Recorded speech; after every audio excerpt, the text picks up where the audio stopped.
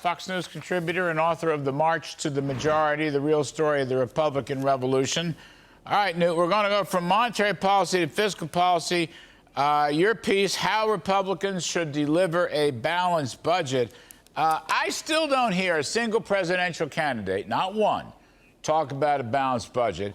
I rarely hear it from Republican members of the House or Senate. Rarely. Why is that? Don't they understand? The public would like a balanced budget if we could figure out how to do it. Yeah, well, the whole point of my newsletter at Gingrich360.com was that when you look at the American people, which we've done through the America's New Majority Project, it's clear the American people, first of all, are prepared to have spending cuts that are substantial, are even prepared, if necessary, to close the government rather than automatically increase spending, deeply believe that the model we used in the 1990s, which was to maximize economic growth, I would argue balancing the federal budget is 70% economic growth, 30% restraint in spending. You cannot do it the other way around. And so people get this. They also believe that moving to a balanced budget stops inflation, which is true, and they'd like to see us get back to it.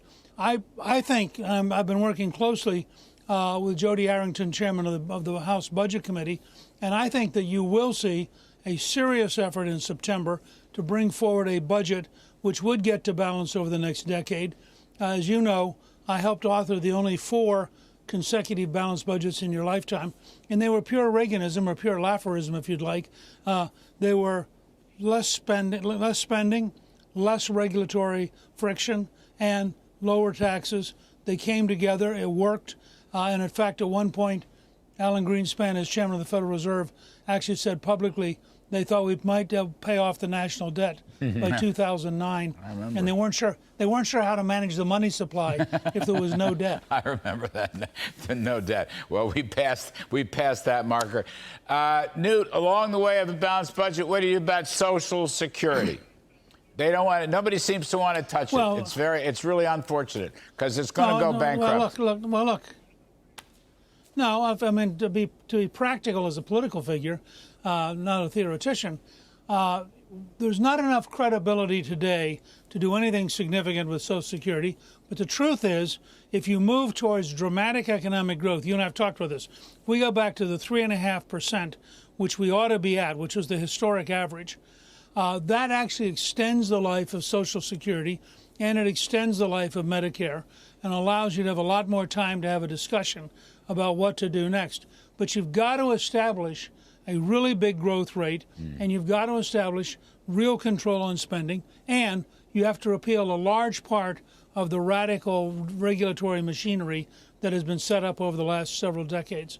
You do those things, the economy's booming, you can have a very different conversation about Social Security. But you could not have that conversation today. No, I totally agree. But I don't see why, just as a throwaway, gradually raise the retirement age. Look at you and I. Look how old we are. Man, we're still kicking. Gradually raise the retirement age and have some kind of market-based investment in there. Some kind of, defined contributions. Don't rely on payroll taxes or just, government bonds. What's so hard about that? Well, I think what's hard about it is to explain it so that people think that it's a very low risk. The fact is, people are very risk averse about Social Security, and very, very risk averse about Medicare. So you've got to have something they believe in, not just something you can argue. All right. But, and that's where, frankly, the long-term pattern of the stock market, particularly if you go back to a 3.5% growth rate, now people are going to suddenly say, wait. They get rich. You could say, get rich. Here's how much you're not getting because you're trapped. Right. They can afford $5 million. You want the whole country to get rich. Absolutely. I want the non-rich to. I want everybody to afford $5 million mansions in Rehoboth Beach, Delaware. That's what I want. Anyway, I want people to work for it, not go into the government. Anyway, I got to go. Newt Gingrich, the best of the best. I'm totally on board with the balanced budget. All right, folks, we're going to take a quick break. On the other side, coming up.